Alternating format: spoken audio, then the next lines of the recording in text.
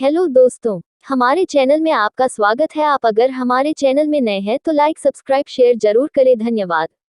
जब भी गुरु और एक आदर्श शिष्य की बात आती है तो हमेशा ही एकलव्य को याद किया जाता है। एकलव्य महाभारत के महान चरित्रों में से एक है। महाभारत के इस पात्र का जन्म एक भील जाति के राजा हिरण्यधनु के घर हुआ था। एकलव्य की मां का नाम रानी सुलेखा था। एकलव्य के पिता हिरण्यधनु श्रृंगबेर राज्य में भील कबीले के राजा थे। एकलव्य का मूल नाम अभिद्युम्न था। भील एक धनुर्धारी और शूरवीर जाति होती है, इसीलिए वह बचपन से ही धनुष बाण चलाने में काफी माहिर भी था।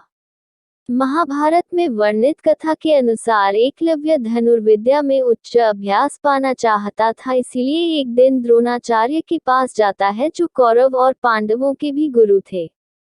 एकलव्य उनके पास बहुत निष्ठा और विश्वास लेकर जाता है, लेकिन छोटे कुल के होने के कारण द्रोणाचार्य ने एकलव्य को अपना शिष्य स्वीकार करने से मना कर देते हैं।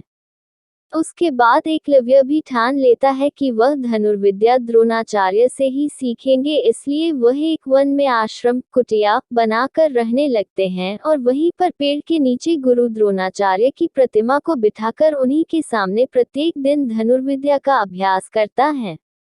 इसी दौरान एक दिन द्रोणाचार्य अपने शिष्यों और एक कुत्ते के साथ उसी वन में आखेट के लिए जाते हैं। बीच रास्ते में ही कुत्ता वन में भटक जाता है और भटकते भटकते जाकर वह एकलव्य के आश्रम तक पहुंच जाता है। उस समय एकलव्य एकाग्रचित होकर अपने धनुर्विद्या का अभ्यास कर रहा था, लेकिन कुत्ते के भौंकने की आवाज से एकलव्य के अभ्यास में बाधा आ रही थी। तब एकलव्य ने अपने कौशल से कुत्ते के मुंह में इस तरह बाण चलाए कि कुत्ते को जरा सी भी आहत नहीं पहुंची और उसका मुंह भी बंद हो गया। उसके बाद कुत्ता भी असहाय होकर वापस द्रोणाचार्य के पास चला गया। वहां पर द्रोणाचार्य और पांडव कुत्ते के इस हालत को देखकर आश्चर्यचकित रह गए।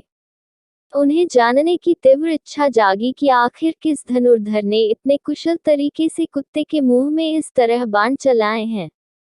उस धनुर्धर को खोजते खोजते वे एकलव्य के पास पहुंच गए। एकलव्य को एकनिष्ठा से धनुर्विद्या का अभ्यास करते देख द्रोणाचार्य को उनके गुरु के बारे में जानने की इच्छा हुई। एकलव्य द्रोणाचार्य की प्रतिमा की ओर इशारा करते हुए कहा कि वही उसके गुरु हैं।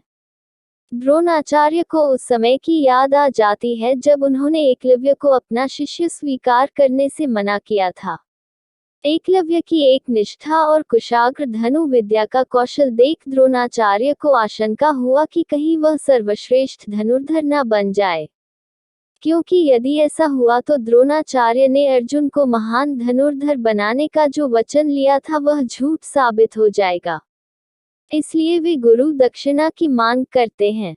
एकलव्य गुरु दक्षिणा में अपनी प्राण देने की बात करते हैं, लेकिन द्रोणाचार्य उससे अंगूठा मांग लेते हैं और एकलव्य तत्क्षण बिना कुछ सोचे अपना अंगूठा काटकर द्रोणाचार्य के समक्ष प्रस्तुत कर देता है। इसके बाद एकलव्य अपने राज्य श्रृंगबेर आ गया। एकलव्य के युवा होने पर उसका विवाह भील कन्या सुनीता से हुआ। सुनीता के गर्भ से एकलव्य को एक पुत्र रत्न प्राप्त हुआ, जिसका नाम केतुमान रखा गया। एकलव्य अपने पिता की मृत्यु के बाद श्रृंगबेर का शासक बन गया। अमात्य परिषद राजसभा की मंत्रणा से उन्होंने अपने राज्य का बहुत अच्छे से संचालन किया, साथ ही राज्य की सीमाओं का विस्तार करने के लिए भीलों की एक सशक्त सेना का गठन भी किया।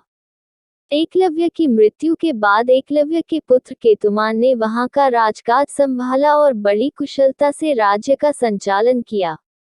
बात करें एकलव्य की मृत्यु की तो महाभारत के कथा के अनुसार एकलव्य ने राजा बनने के बाद जरासंध का साथ दिया था। मथुरा के खिलाफ आक्रमण में उन्होंने अकेले ही बहादुरी से यादव वंश के हजारों सैनिकों को मार गिराया था।